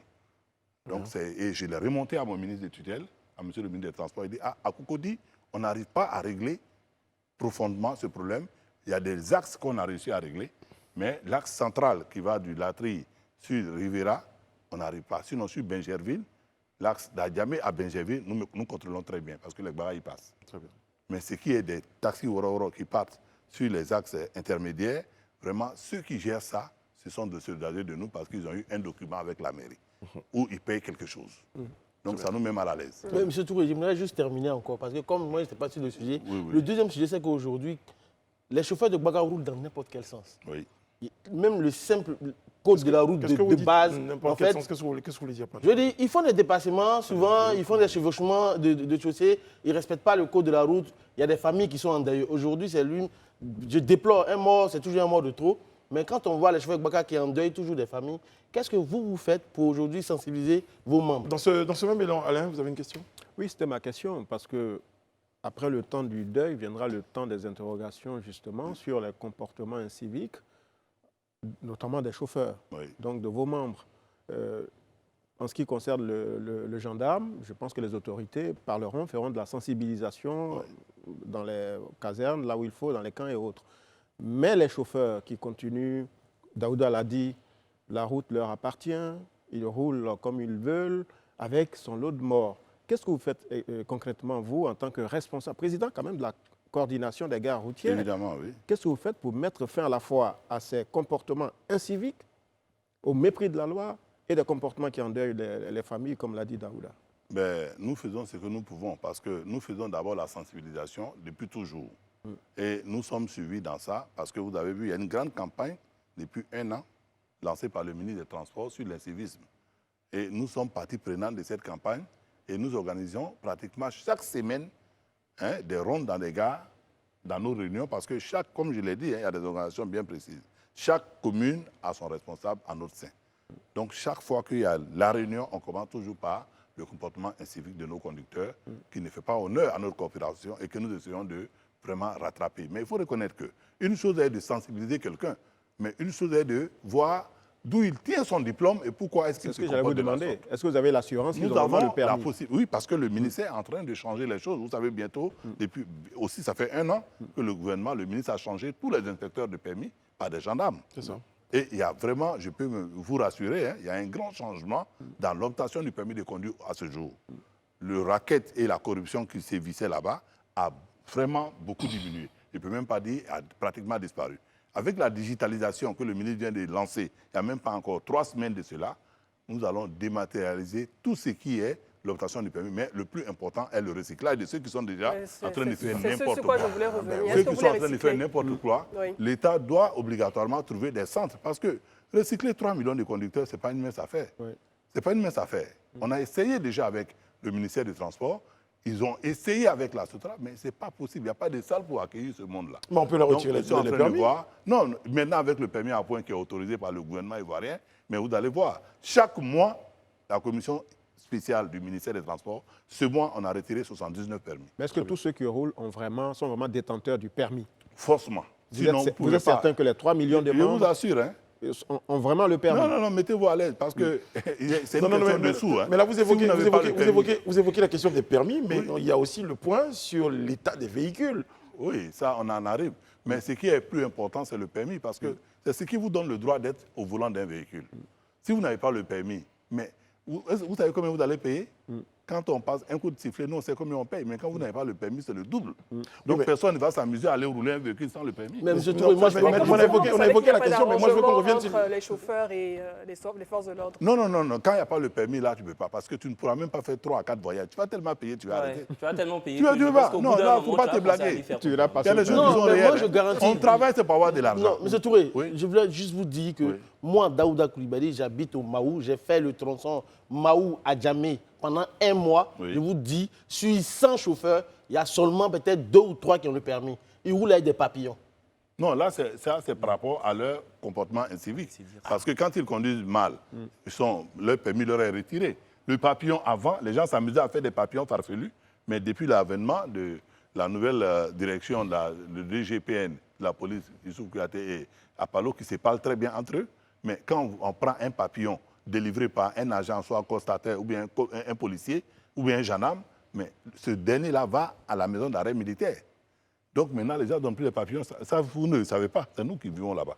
Ils ne donnent plus les papillons. De toute façon, ce n'est pas le mois dernier. Il y a un peu... Non, ce n'est pas le mois dernier. Voilà, donc c'est important qu'on constitue ça un peu dans le temps. Je voulais revenir rapidement sur l'état des véhicules, des Gbaka, des Waro. Après, il y a quelque chose à faire. En 30 secondes, il faut vraiment qu'on parle. Parce que même pour parler de l'État, il y a les visites. On sait bien qu'en partant, on remplace un phare par un autre, après on revient. Qu'est-ce qu'on dit pour l'État? On termine là-dessus. L'état des véhicules, c'est que nous avons... Il y a un renouvellement qui est prévu. Il y a un renouvellement prévu. Et le ministre, on a parlé avant même que ce meurtre-là ne vienne. Même demain, il y a une réunion là-dessus. Il faut forcément une massification de ce renouvellement. Parce qu'à l'allure où nous partons là, vraiment, c'est trop lent. Il y a des véhicules de 40 ans, 30 ans encore dans la circulation. À Cocody, ici, les bagages, vraiment, le véhicule est conduit par un enfant de 27 ans, le véhicule a 40 ans. Donc vous voyez que ça ne va pas. Là, M. Touré, vous nous assurez qu'en ce moment, la circulation, au niveau de la circulation, tout est rentré dans l'ordre au niveau du Pougon. Voilà, merci encore une fois. Nos condoléances donc, à la famille éplorée, merci beaucoup. à la famille défunt et puis à votre corporation tout entière. Nous, on marque une courte pause. On se retrouve juste derrière avec notre invité, l'invité du Talk pour la suite. Ce soir, eh bien, nous serons en compagnie de notre invité, eh bien, qui, avec lui, on évoquera eh bien, la question, pourquoi vous souriez Alain, de la question des dialysés. Ben, ouais, il sera question Il a perdu ses fiches. Docteur Quadio César Auguste Gado, il est président de l'association ivoirienne des dialysés insuffisants rénaux. Je les ai retrouvés, assurez-vous. À tout de suite. Nous sommes de retour sur le plateau du Grand Talk en compagnie d'Élysée Boloube, de Sa Majesté Daouda. Nous sommes en compagnie de Kevin Oba. Voilà, qui a ses fans. Au niveau d'engrais, hein, quand même. Partout dans le monde. la ville, Vous dans pouvez le le dire, mais vous pouvez le dire dans le monde. Parce qu'on pensait que c'était circonscrit à Yopougon. Mais bon, de plus en plus, l'étude montre que, eh bien, sporadiquement. On fait un sondage à chaque fois. C'est important. Et puis, Madame Bleu, toujours aussi belle et pertinente. Je n'oublie pas quand même qu'on salue Le général 4 étoiles. Bozizé. Alain, Non, justement. Botata. C'est quoi, c'est Général Botata. Botata. Ce que les gens ne savent pas, c'est qu'Alain, il a le secret des vannes à un moment. Là, quand même, pour la tenue, c'est ton abacoste. Il faut rappeler que c'est ton abacoste. J'en parle parce que faut quand même porter autant de boutons. Mais porter une telle tenue, logiquement, c'est pas normal qu'on porte une telle tenue sans faire quand même, sans rendre hommage au sieur Mobutu. Oui, bien sûr. Mobutu, quand même. Mais là, ça va plus loin même. Ça va plus loin. Il y avait un autre qui était maréchal, non? Bokassa, non? Bokassa. Mais je comprends pourquoi il a beaucoup d'amis congolais. Mobutu était aussi Oui, c'est ça, maréchal. c'est hein. vrai. Il était maréchal Ouais, aussi. Mobutu était maréchal aussi. Voilà.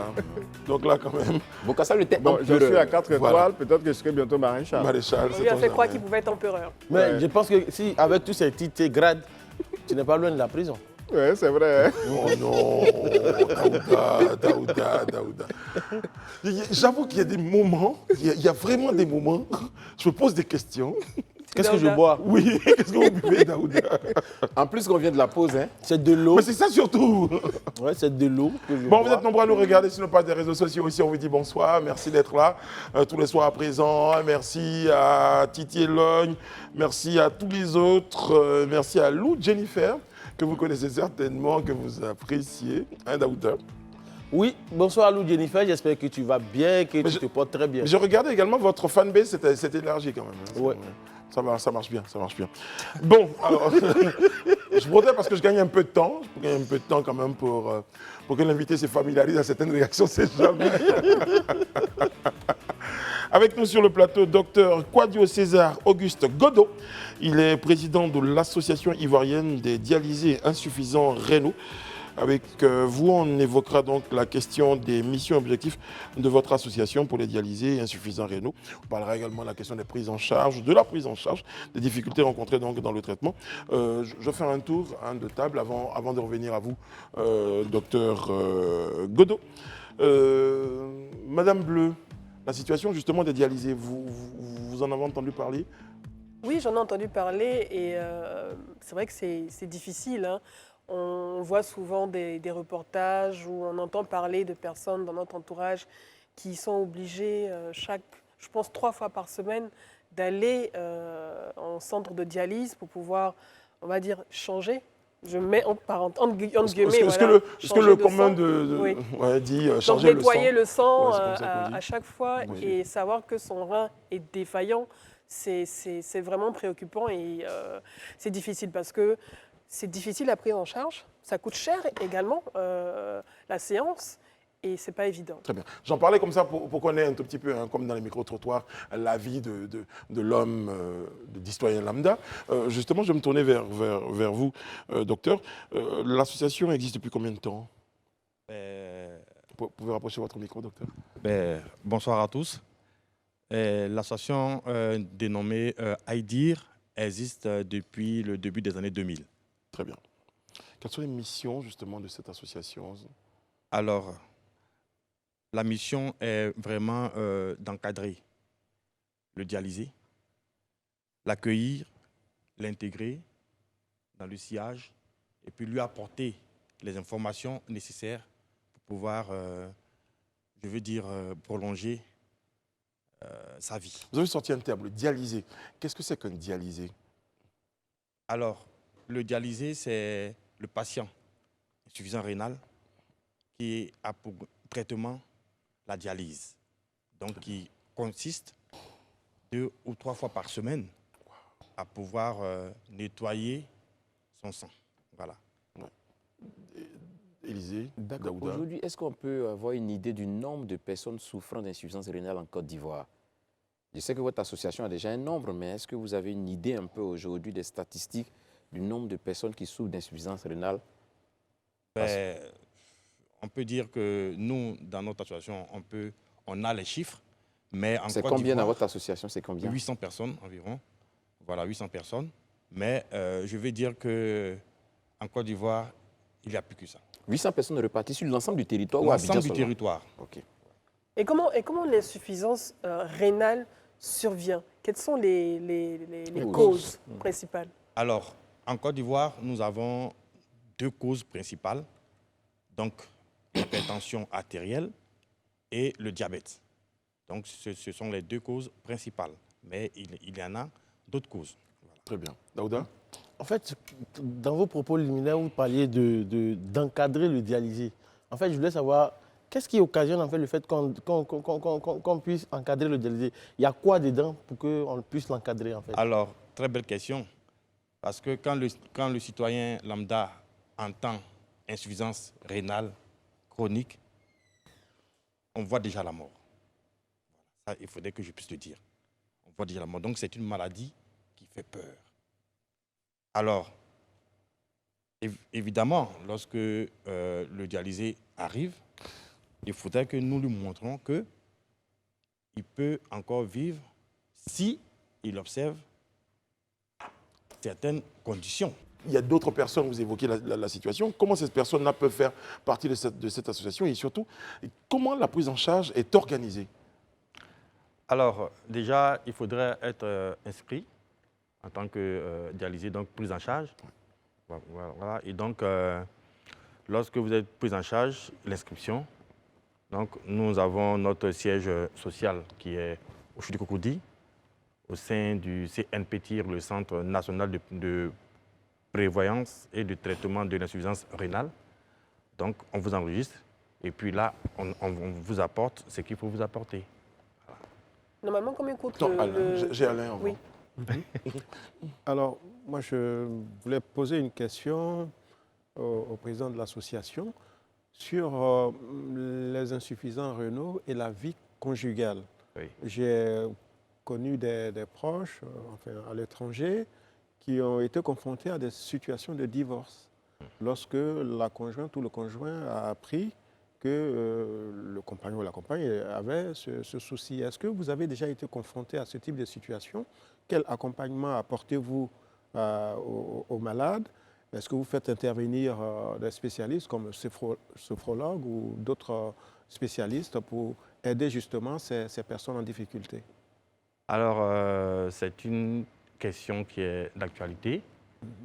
D'après nos études, environ 80% effectivement des jeunes couples rencontrent ce problème. Alors, au sein du CNPTIR, il y a un service psychosocial qui est dirigé par Dr Porquet, qui se charge vraiment de racoler un peu les brèches. Mais pourquoi, de façon concrète, pourquoi il y a des divorces dans des couples à cause de la situation de l'insuffisance rénale? C'est ce que je disais tantôt.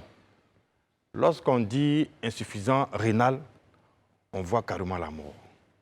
Donc, on voit carrément la mort, et puis le traitement est très, très coûteux. Et donc, la situation sociale ne permet pas au couple de vraiment se maintenir. Voilà. C'est surtout que ce n'est pas une maladie contagieuse aussi à préciser.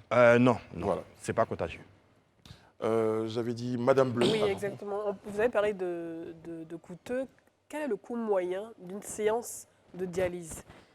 Et vous, en termes de prise en charge, qu'est-ce que vous prenez en compte dans cette prise en charge? Est-ce que c'est la totalité des soins? Est-ce que c'est juste un certain pourcentage? Qu'est-ce que vous prenez concrètement en compte dans cette prise en charge? Alors, ce qu'il faut retenir, c'est qu'au niveau de la prise en charge, il y a le coût de la dialyse et il y a le coût extra-dialyse. Voilà. Le coût de la dialyse varie dans le privé entre 65 000 francs et 100 000 francs la séance. Imaginez. Et c'est pris en charge, c'est pas pris en charge par l'assurance? Non.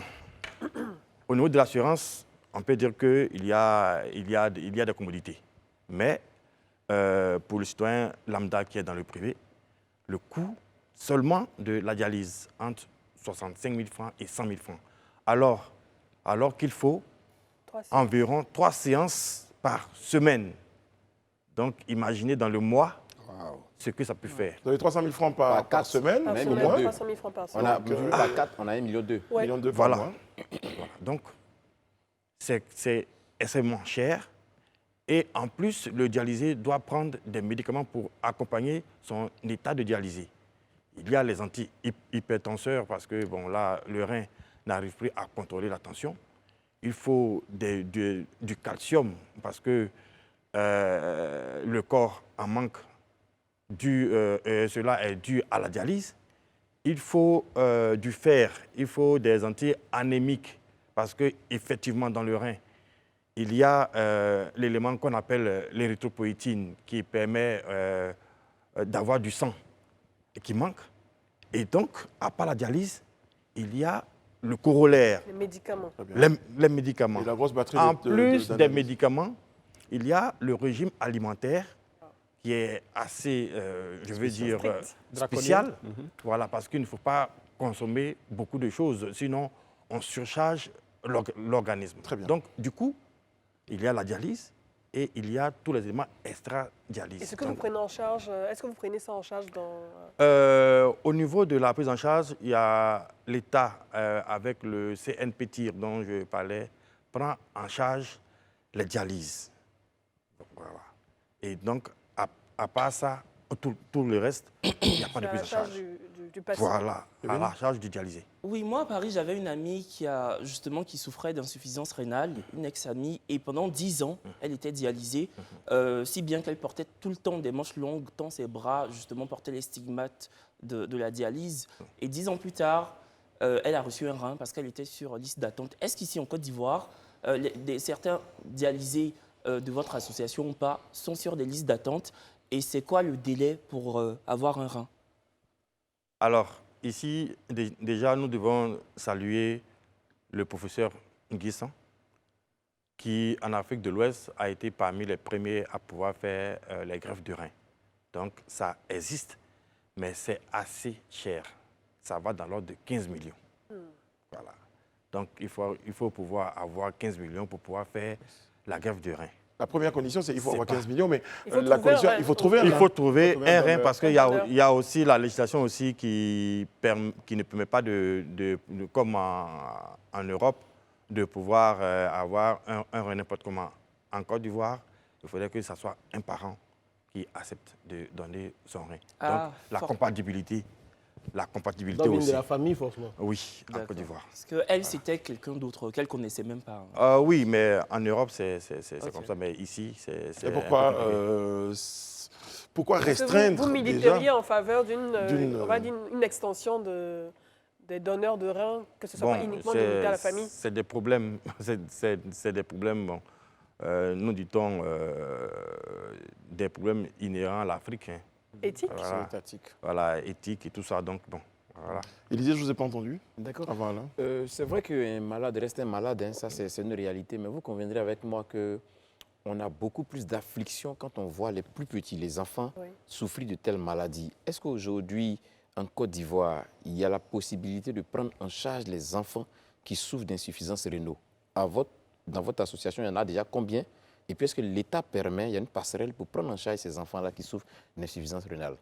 Alors, dans notre association, il y a des enfants, des jeunes, voilà, qui sont pris en charge par le CNP-TIR. Et donc ça existe. C'est systématique, c'est-à-dire quand tu es enfant, tu as cette possibilité, l'État te donne cette possibilité, ou bien il faut s'inscrire au CNPTI. Il faut s'inscrire. Ok, d'accord. Voilà, il faut s'inscrire. Sinon, bon. Donc un parent qui a un enfant malade peut se rendre au CNPTI, Bien sûr. inscrire l'enfant pour que l'enfant puisse Faire bénéficier. la demande. Faire la demande, voilà. Voilà, Pour que l'enfant puisse bénéficier. Vous me D'accord. direz, docteur, C'est la préoccupation d'une internaute, en fait. Vous me direz, docteur Godot, Jeanne Candido César Auguste, si je me trompe, mais on a souvent parlé de quotas dans la prise en charge par jour des dialysés. Est-ce que c'est une information juste? Alors, ce que je voulais dire, c'est que lorsqu'on est pris en charge par l'État, c'est une prise en charge à vie. Mais la liste d'attente est longue. Par exemple, au CHU de Cocody, la liste d'attente est de 500 personnes. 500 personnes. Juste au CHU de Cocody. Juste parle pas des au Trésil CHU. encore. Juste au CHU de Cocody. Juste au CHU de Cocody. Il y a combien Donc, de sièges, Combien de disponibles au CHU de Cocody? Enfin, quand Pour elle parle du recevoir siège, elle parle de points pour De la pouvoir... salle de dialyse, De en fait. dialyse, Ça veut en dire fait. que... On est assis sur un siège pour Non, non, recevoir. on non, parle de la on prise en est... Et la non, prise en charge, ok. Oui, pour la prise en charge, non, on est couché sur un lit. Un Et lit. puis Voilà, voilà, c'est ça. et donc, on suit la dialyse. Donc, je disais qu'il y a 500 personnes en attente. Bon, à quel moment ces personnes-là vont être prises? Parce que, comme c'est une prise en charge à vie, donc il faudrait que, voilà, on ne souhaite pas que quelqu'un parte pour que d'autres rentrent. Voilà. Et donc, ces 500 personnes, c'est vraiment infernal. Bien sûr. Voilà, c'est infernal. Voilà. Et donc, il y a beaucoup qui n'arrivent pas à être pris en charge et ils meurent. Qui décèdent. Voilà. Donc en fait, c'est vraiment pour des questions j'ai envie de dire, de timing, de possibilité de prise en charge. Non pas qu'il y a des quotas spécifiques pour dire aujourd'hui, on ne prend toujours que 30 personnes pour pouvoir être dans cette Non, situation. La subvention, on dispose de la prise en oui, charge. la subvention Donc, est on là dispose de la prise en charge. et il y a une liste. Lorsque vous êtes pris en charge, alors que c'est de vous que, En priorité. en priorité, qu'on s'occupe. Très bien. C'est comme ça. Moi, je voulais juste poser une petite question sur la prise en charge des personnes qui ont un cancer et qui sont en phase terminale. Est-ce qu'il est arrivé au sein de votre organisation de rencontrer ce type de profil, ce type de patient? Qui souffrent d'un cancer. Voilà, c'est ça. Et qui aussi souffrent d'insuffisance rénale, en fait. Qui peut avoir de l'insuffisance rénale. Parce que ce sont des cas très courants quand on lit certaines revues médicales ou scientifiques. Mais en général, nous, on croise de moins en moins de cancéreux. Voilà, c'est surtout les hypertendus, les diabétiques et ainsi de suite. En fait, moi, ce que je voudrais savoir aujourd'hui, c'est vrai qu'il y a une subvention, mais est-ce que vous n'attendez pas d'autres choses? Et qu'est-ce que vous attendez réellement de l'État et de toute la société ivoirienne, en fait? Alors, ce qu'on attend de l'État, c'est d'abord de pouvoir désengorger le CHU de Cocody. Parce qu'avec la fermeture du CHU de Yopougon, qui avait en son sein un centre de dialyse, les dialysés ont été reversés au CHU de Cocody. Et donc, on nous avait dit que ça allait durer 6 mois, mais aujourd'hui, on est à 3 ans et ce n'est pas encore ouvert. Donc, il y a une surcharge déjà du CHU de Cocody. Et puis, il faudrait que les générateurs, les appareils qu'on prend pour nous dialyser, il faudrait que nous pensions à en avoir plus. Parce que même ces machines qui existent déjà, vraiment sont obsolètes. Et donc, cela fait que les heures sont très souvent réduites. Il faut 4 heures de temps pour que l'organisme soit épuré. Mais par les manques de machines, souvent dans certains centres, on passe de 4 heures à 3 heures. Donc, du coup, le dialysé n'est pas assez épuré. Et ça, c'est dangereux. Voilà. Donc, et là, vous avez évoqué tout à l'heure la possibilité de 3 dialyses par semaine. Ça, c'est ce qui est évoqué. Dans la réalité, est-ce que c'est des choses qui se... Dans la réalité, nous avons 2 dialyses par semaine. Voilà. Et donc, si le nombre de machines augmente, on pourra aller jusqu'à 3 dialyses. Voilà. Et donc, nous voulons que, en fait, il y ait une décentralisation au niveau des centres de dialyse. Il n'y a pas assez. Et donc, il faudrait que dans chaque région, il y ait au moins un centre de dialyse. Aujourd'hui, le Saint-Petit compte 10 centres. 4 centres à Abidjan et puis 6 centres à l'intérieur. Donc, cela est insuffisant. Si bien que, dans nos rangs, il y a beaucoup de morts. Est-ce que vous avez des donateurs en dehors de l'accompagnement de l'État? Est-ce que vous avez des donateurs privés ou institutionnels qui vous accompagnent? Parce que je pense que certainement que la solution, en plus de décentraliser les centres de dialyse, ce serait peut-être d'avoir un centre dédié aux dialyses, un bâtiment carrément dédié aux dialyses, avec le plateau technique dont vous avez besoin pour pouvoir accompagner les malades. Est-ce que vous avez des donateurs? Alors, je vais saisir l'occasion pour dire un grand merci au parrain de notre investiture, le maire Jean-Marc Yassé, qui fait beaucoup pour les dialysés. Voilà. Mais à part lui, il y a le maire de la commune de Trécheville, qui, pour les dialysés de Trécheville, a dans son programme depuis 10 ans une offre de 5 millions pour les dialysés. Et cette année, il est passé de 5 millions à 10 millions. Le maire Jean-Marc Yassé nous a promis 20 millions lors de l'investiture pour venir renforcer nos caisses pour pouvoir prendre en charge les dialysés. Très bien. Mais nous voulons vraiment demander aux autorités et même aux mécènes, aux privés, de pouvoir nous apporter leur aide. Je ne vais pas oublier le Rotary Club de Plateau, qui est notre partenaire sur ce chemin-là. Très bien. Ce que je voulais dire, docteur, c'est, tout à l'heure, vous avez évoqué le CHU de Cocody, le CHU de Trécheville.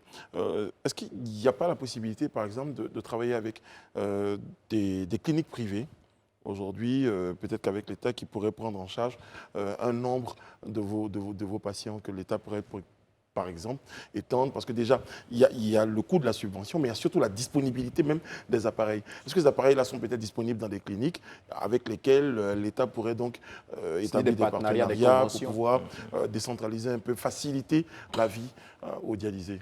Bon, ce que je voulais noter est que il y a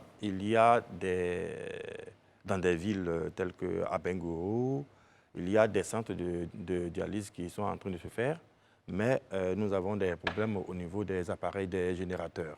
Voilà. Donc, je vais dire, dans le privé, il y a aussi un engorgement. Voilà, il y a aussi un engorgement. Donc, il serait intéressant que l'État se penche sur la décentralisation. Voilà. Je pense que voilà, c'est ce qui est l'idée. Voilà. Docteur Kwadio César Auguste Godot, merci beaucoup d'avoir été présent sur notre plateau. Il y a un numéro de téléphone pour l'association? Oui. Oui, allez-y pour le donner. Alors, c'est le 07 encore, 41 40 83. 07 41 40 83. Très bien. Merci beaucoup, docteur César Kwadio Auguste Godot. Vous êtes président de l'Association ivoirienne des dialysés et Insuffisant Rénaux. Merci d'avoir été sur notre plateau pour partager l'information et surtout faire entendre votre cri de cœur par les autorités et que quelque chose soit fait pour apporter donc le soutien nécessaire aux personnes dans cette situation-là. Merci les amis sur le plateau. Merci. Merci aux équipes techniques et éditoriales qui se joignent à moi pour vous souhaiter une bonne fin de programme sur Live TV. Prenez soin de vous et des autres. Que Dieu veille sur vous, qu'il veille sur la Côte d'Ivoire. À demain.